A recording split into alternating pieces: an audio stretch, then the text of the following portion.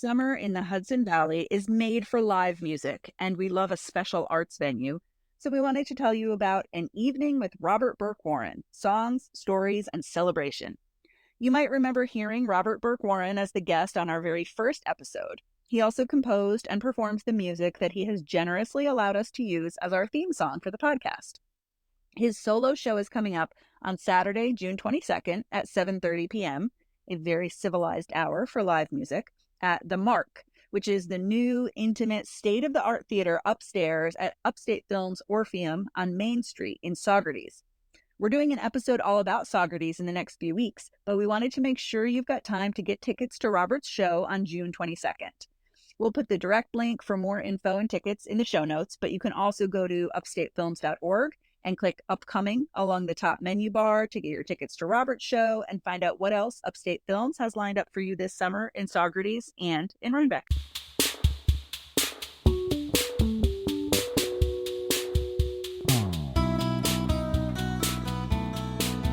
Welcome to the Valley Girls, the weekly podcast where we explore everything there is to see, do, try, eat, and experience in New York's Hudson Valley by talking to the makers, the doers, the growers, the creators, and all the unique voices of the Hudson Valley.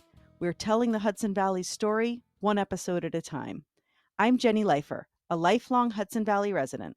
When I'm not co-hosting Valley Girls, you'll find me talking all about health and wellness, finding the best gluten-free eats in the Hudson Valley, and giving back to the community through volunteerism and service. And I'm Jennifer Santiago, a Hudson Valley native who has spent the past 20 years living in Texas. I'm currently splitting my time between Texas and the Hudson Valley as I'm in the process of moving back, and I'm so excited to explore and rediscover everything I love about the region, including hiking, history, and the local arts scene. Lola Kolade is a writer and a digital content creator based in New York City. You have likely seen her on TikTok and Instagram at Lola Okola. She is the creator of a coloring book called Being Alive is Good, actually, which I love so much that I'm going to give a bunch of copies away, so stay tuned for that at the end. She's got a newsletter on Substack and a brand new podcast called The New New, where acting brand new is the goal. You probably know her best as the cultural icon who coined the term Rat Girl Summer in 2023. Lola, you are my spiritual guru, and I can't believe that you're here talking to us. Thank you so much for having me. I'm very, very excited to chat. Yay. Yes, thank you so much for being here. So for our listeners who aren't in the know, can you give us a quick overview of what Rat Girl Summer is all about? Absolutely. Rat Girl Summer is a joke turned cultural movement, if I do say so myself. That is really just about seizing the day, taking control of your life, taking control of your summer, and remembering that this is all up to you. You are in control of the kind of life that you want to live. And, you know, these days, they only happen once. Once a day passes, it's gone. So really remembering that and taking the time to enjoy every day, enjoy every moment, and not starve yourself for the summer, because that is not cool. Starving is out. Full bellies are in. Foraging pizza from the subway track. I'm all Precisely. about it. So, but you say cultural movement. I mean, it really was. You were written up in the Washington Post. They interviewed people in England who were like, we have a Rat Girl Summer Club here in London. So you've put out a lot more content before that and since then, and all of it is excellent. But what was that like when you just exploded over something that you probably kind of put it offhand, like Rat Girl Summer, haha, this is funny, and then suddenly it was a thing? That was hugely unexpected. It was really one of those times where you kind of post and go. Sometimes I post something and I kind of expect movement. But Rat Girl Summer really just came out of nowhere. I was just thinking about how I wanted to spend my summer, the energy, a lot of scurrying was involved, and that's where the rat part of things came into the conversation. And I was just like, I'll just throw this on TikTok and see what happens, and just kind of like left my phone and came back, and it had turned into this crazy, wild, viral moment. At that time, I think it was the highest viewed video that I'd ever had. And I was just like, whoa, I didn't know. I love that for you. This had gone global. But no, super, super cool. And always a reminder of the power of social media and the internet, and how you can use it to build community and kind of cross barriers and boundaries. And definitely like a watershed, life-changing moment for me, which was very unexpected. Yeah, I can just imagine. I love that you just like stepped away from your phone and came back, and we're just like, I absolutely love how that happened for you. Yeah. And so well deserved. So your content is a really finely tuned blend of funny and motivating without being cheesy. You touch on such important ideas, and you recently talked about becoming BFFs with your future self, which is my new favorite thing that I tell everybody about that I can, and why perfectionism is a prison. And your newly launched podcast, congrats on that, by the way, very exciting, is where acting brand new is the goal. So can you tell us more about acting brand new and the themes of the content you're putting out right now? Yeah, absolutely. In terms of acting brand new being the goal, brand new as a slang term, if you're not familiar with it, is tend to be used in kind of a derogatory way, like, oh, she thinks she's brand new. She's, forgotten where she's come from. She's forgotten her roots. She's basically pretending to be something that she's not. And I wanted to kind of reclaim the term in a way that, no, acting brand new, being brand new is a good thing. In fact, many of us are on journeys to do just that. And we're doing it deliberately. And in my life, I've experienced that, undergoing some changes, and kind of had people be like, oh, well, you're different. And being surprised by that, because I've been like, well, that's precisely the point. I've been doing a lot of work, so thank you for noticing. And so with the podcast and the newsletter and my content more broadly, it's really just about encouraging people and reminding them that there's nothing wrong with wanting to make a change in your life. There's nothing wrong with wanting to become a different kind of person. That's not a crime. And that putting your energy into doing that is a worthwhile task. And you mentioned the point that my content is motivational but not corny. And I think that is really important, because, and I say this all the time, that, the corny stuff is often true. The journey is the destination, trust the process. But we're so bombarded with these platitudes over the course of our lives that I feel like when you hear them, no matter how true you might know it is intuitively, you just kind of dismiss it. You're just like, whatever, like, get this like greeting card slogan away from me. And so I think that over the years that I've been making content, I've been working to kind of fine tune the tone that like gets people to absorb the message rather than immediately dismissing it, because I feel like that's so easy. There's a realness that you put out that is underlying the message, because a lot of times those little inspirational platitudes come from somebody that you're like, you don't know. You don't know what it means to actually do the work, or, just the perfect aesthetics or whatever. It's just coming from someplace that's not relatable. I mean, you're putting up these videos of you actually putting in the work. You're getting up at 5 a.m. You're at the gym. You're at the library. And so I love the voiceovers where you're talking about this inspirational, motivational stuff. And you are like literally putting your money where your mouth is. And we're seeing you doing it. And so we're like, okay, this is yes. Real. This is not some toxic positivity from somebody who's trying to sell me a lifestyle program for $19.99. Like, this is a real person. And if she can do it, maybe I can do it. True to your words, for sure. Yeah. True to the message. No, I love Absolutely. that. I love that. Thank you so much, because that I hesitated kind of creating this content, this type of content for a long time. I hesitated in creating that more vloggy lifestyle content with the voiceover, because I was looking at my life being like, I'm not the perfect influencer girl. Like, I'm very much figuring my stuff out, actively building a new life, getting better over time. But I felt that it was important to, as you said, kind of put my money where my mouth is and show I'm not just saying this, I'm not just writing about this, like I'm in the trenches just like you.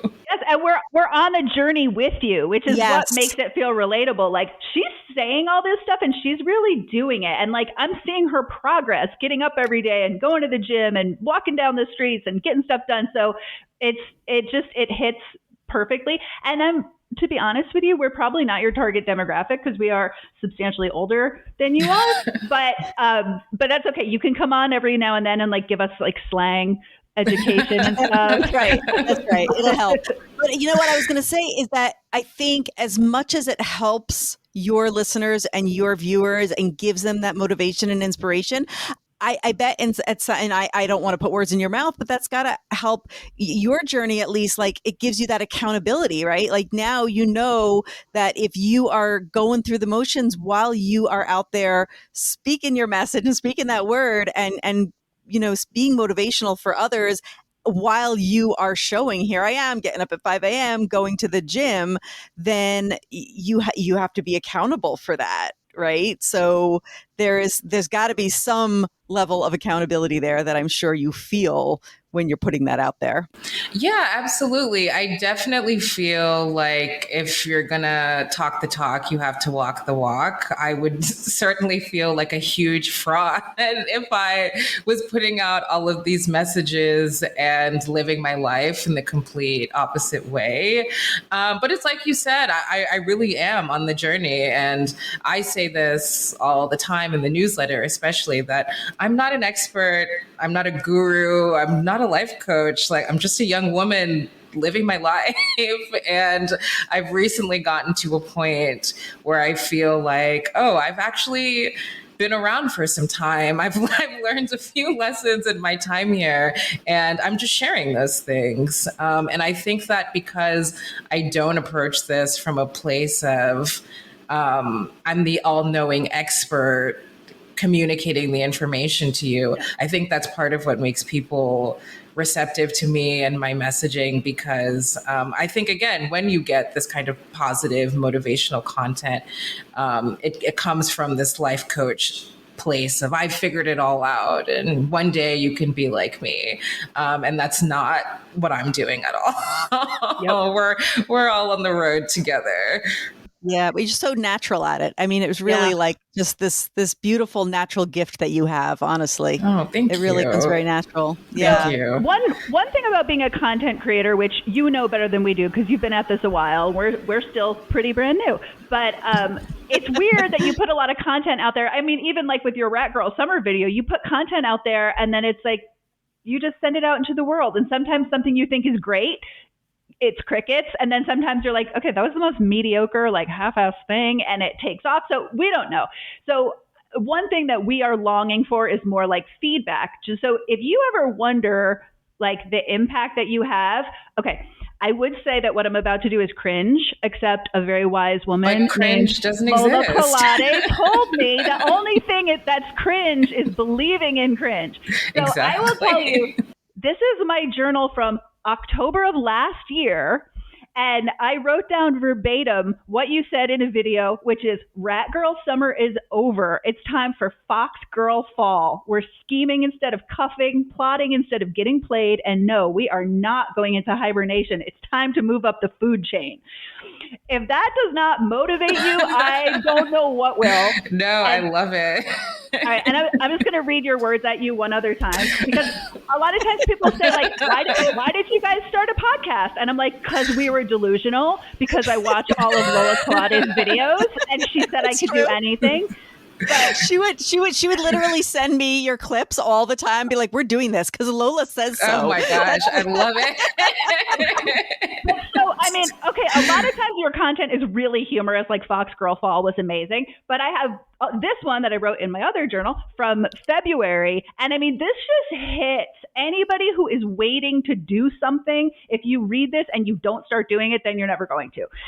So I wrote, from Lola: don't put a stop sign in your own way. Don't live a consolation prize life.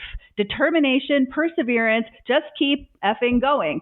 Live like your breakthrough is just around the corner, because maybe it is. Don't live a consolation prize life is so brilliant. And like, even just repeating that to you now, like, it gives me chills. No, yes. I mean, thank you. Thank you. No, it feels incredible to hear that, honestly, because sometimes it definitely feels like I'm just like screaming into the void. Totally. You are not. You are not. It's a compulsion at this point. I just feel like I have to share. So I love, it's so amazing to see that it's resonating and pushing you to do things that you want to do, because that's really my goal. Well, here we are. I don't want to put too much pressure on you by referring to you as the voice of a generation, but I really think you might be. So you just turned 30. Happy birthday, I Taurus did. babe. Thank you. Luxury loving Taurus babe. Very much so. So as I said, we are significantly older than you. So we recently interviewed an author whom we love. Her name is Sari Bodden, and she lives up here in Kingston. And she has this great memoir that's called "And You May Find Yourself: Memoirs of a Gen X," or Confessions of a Gen X Weirdo.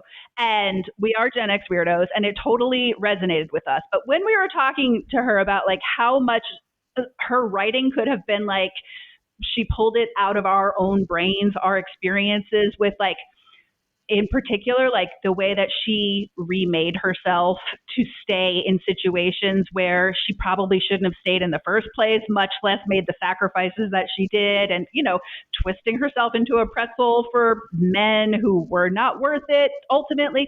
And so she was saying that she talks to a lot of younger people, women in particular, who tell her that it also resonates with them.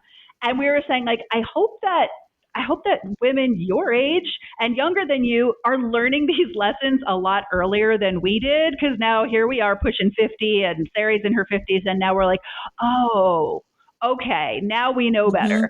So I just think, especially the way that Rat Girl Summer took off, and just the empowerment that comes from your content, I really feel like, and I feel very hopeful that resonates with people your age and a little bit younger than you. Like, I want this next generation to be badasses and not do the foolishness that we did when we were 100%.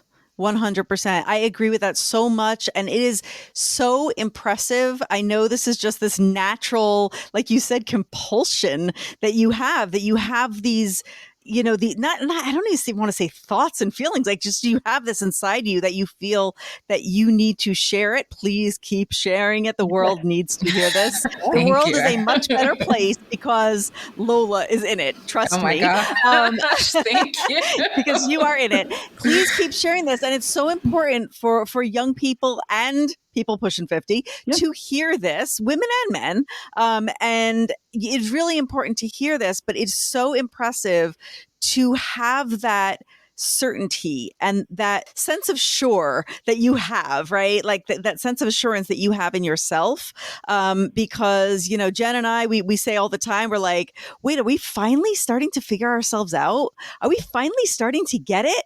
And here we are in our upper 40s. And it's like, wow, it took us long enough. And that's sort of what we were talking to Sari about with this memoir that she wrote, starting to figure yourself out and all of that. But to be able to do it at such a young age is miraculous. So, you know, kudos to you and to everyone who can do that and can learn from that, because it really is very impressive. There's actually, there's a piece of Jewish mysticism, the Kabbalah, that actually says that you're actually not supposed to study the Kabbalah until you're 40 or older, because supposedly you're not yet mature enough mentally, psychologically to handle the heaviness of the mysticism. So you're not like, if you went to a Kabbalistic rabbi to study Kabbalah, they would actually turn you away and tell you to come back when you're 40. Interesting. How they picked 40, I'm not sure. But it's true. And even Madonna, who studied Kabbalah, she started when she was 40 years old. She got into Kabbalah. So there really is something to that about the development of the brain when it hits 40, still developing, but to be able to have the maturity and the thought process is, it definitely screams for some attention to say this is really impressive that you have this level of understanding of yourself at 30. So yeah, it's really wild. It's wonderful. Oh, thank you so much. No, I value that perspective so much because I've kind of made my peace with it, but over the last few years, I felt like, God, like, I can't believe I'm just starting to figure myself out. And in a lot of ways, I feel like, I'm just starting to come into my own at 30, which feels amazing. But I also think that it's an ongoing process. Like, I'm sure when I turn 40, I'll be like, oh my God, I've learned so much in the last 10 years. Yes. So, yes. And I think making my peace with that has actually given me like this sense of calm and this sense of peace, and realizing that there is no version of me that has it all figured out. Like, I'm always constantly actively figuring it out. And so that's it, right? That's life. That's life. And I think journey. That's a really important point too, is that is a journey. And, girl, when I was in my 20s, I was a hot mess. I mean, I thought I had it figured out. I was starting a family and I didn't know what I was doing. And then my 30s hit and I was like, oh, now I've got it all figured out, but nowhere near where you got it figured out. But I was like, now I'm going to get it. And then I hit 40 and you know what? I may not have had it all figured out, but I suddenly hit the point where I didn't care anymore what other people thought. It wasn't that I didn't care about the judgments of others. That stopped, So I really feel there was something to 40 for me that just put me on the next level. Not specifically my birthday at 40, but definitely there was a huge shift in my 40s where I just moved to the next level of it was about me and my journey and not outside influences and sources and things like that. But it is definitely, so while you are way ahead of your time, it definitely is a constant journey. So yeah, things will still shift for you in your 40s and in your 50s and so on. I hope you're still putting out content when you are turning 40, because I can't wait to see what you do. The evolution. You have a poise and a self-assurance at 30 that I did not have at 40. But so just, I love, and again, I think this is something that really resonates with people, is that you share that evolution and you're like, hey, I have a lot more stuff figured out than I did 2 or 3 years ago, but I'm not done. I have no plans to be done. I'm going to keep going and, take us along for the ride as you continue to evolve. So I think your stuff is going to keep getting better and better. And, it's going to be interesting to see Lola at 40. Yeah, and Jen will still be writing your quotes in her journal at that point. I can promise you that. I will. Okay, so we love the podcast. We love what you've been doing on social media for years now. And I mean it when I say I hope you're still putting out content when you're 40. But where do you see yourself in the next 10 years or the next 10 weeks? What other projects do you work on? Yeah, a huge priority for me is my newsletter, where I share a lot about what I talk about on the podcast, and also just generally follows the same themes as my content. So kind of motivational, kind of funny, a little bit of, the daily mix, stuff about my personal life and lessons that I'm learning. I see myself still first and foremost as a writer. So that's kind of my space and my home on the internet is my newsletter. And I've also been working on some longer form prose projects. I'm working on a novel. And I've been screenwriting for the last few years. So kind of always working on that in the back end. But yeah, definitely focusing focusing on my writing alongside continuing to make content and working on the podcast and all the other stuff I've been doing. I love the newsletter. I loved it even before you rebranded it as the new to go along with the podcast. So you've been putting out great content for a long time. So I'm really happy to see it taken off. I love the podcast. It's exciting. And when your novel comes out, when it comes out, then let us know and you'll come back on and we'll talk about it. We'll do a book club. Would love that. Thank you so much. Yay. Wait, do we have a title for the novel yet, or is it still a work in progress? Still TBD. Still TBD. All right. Yeah. Okay. Very exciting. Well, we'll make sure that we get links to the Substack as well in all of the show notes and in the blog, so everybody can check that out and subscribe to the newsletter. Great stuff coming out from Lola. Okay, so you are a city girl, but when we got in touch to invite you on the podcast, you'd recently been dreaming. This is what you said. You said you had been recently dreaming of a Hudson Valley getaway. Have you spent much time up here, or is there anything specific you're really wanting to do up here or see in the Hudson Valley? Yeah, so I spent a part of my childhood in Rockland County. Nice. So I am familiar with it through that experience and just like very like Americana front yards, riding bikes in the neighborhood. Like I always have a pull to that. I love being outside, earth sign things. So around this time of year, I always just want to run away, get out of the city. And I think it was a TikTok, something on social media about this woman who took herself on like a weekend writing retreat to Beacon. And ever since then, I've been like, I gotta go to Beacon. So when you guys reached out to me, I was like, oh, like this is fate. It's synergy. Yes. We actually, our episode 5 was us taking a day trip to Beacon because it's everything is going on Beacon's in Beacon. Amazing. And we looked at it from the perspective of what if you were coming from the city and you hopped on the train, you got off the train in Beacon, you don't have a car, you don't need a car because there's the bus and everything's walkable and there's a great museum right on the waterfront Dia. But like Main Street in Beacon, like I don't think you could think of something that you would want to eat or buy or listen to or look at that you could not find on Main Street in Beacon. Very cool. Yeah. And the art, I mean, such a beautiful art scene there with all the galleries, and you have Dia Beacon with the Modern Art Museum.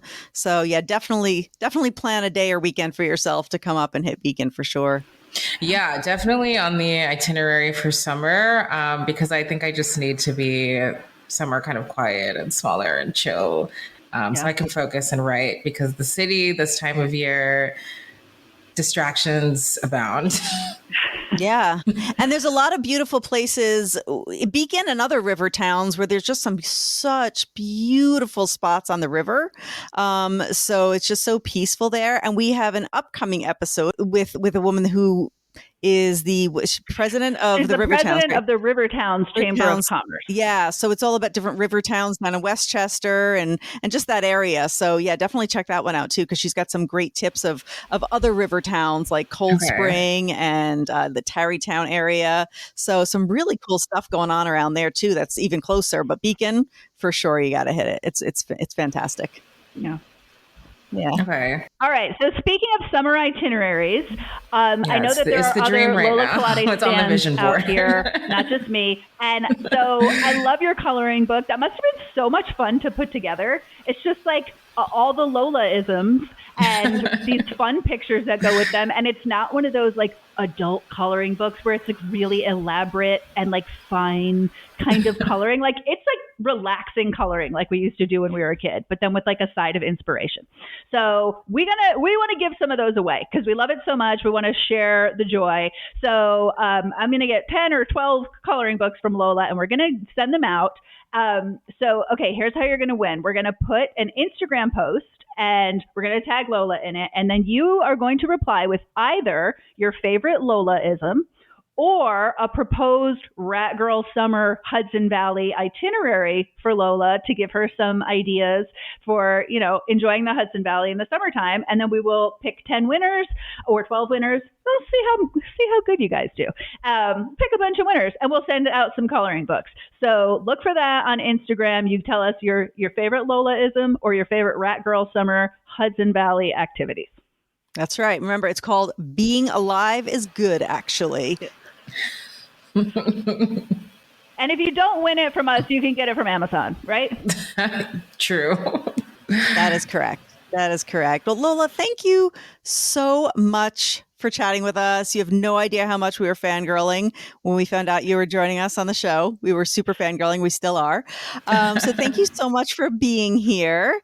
We will post links to your newsletter, your podcast, all your socials. We'll make sure everything gets either in the show notes or we always put it on our blog, on our website after every episode. We can't wait to hear from you, our listeners. So remember to comment on our Instagram post for your chance to win Lola's coloring book. And yeah, we just really appreciate your time and your wisdom and just you. Thank you for being you and for all you share with us. Thank you so much for having me, guys. I've had such an amazing time chatting with you. And yeah, I'm so excited to read everyone's tips on what to do in the Hudson Valley this Rat Girl summer. So thank you so much. Yeah, this was a great time, guys. Thank you. Thank you so Lola. Much. Thank you to all our listeners. We hope you enjoyed this episode. If you'd like to help support the Valley Girls, please follow our podcast from our show page on whichever platform you listen from. Leave a rating and review, and please spread the word and share our podcast with others. We really appreciate your support. To stay up to date with the Valley Girls and for more content, you can find us at valleygirlspodcast.com, and you can follow us on Instagram, Facebook, and YouTube.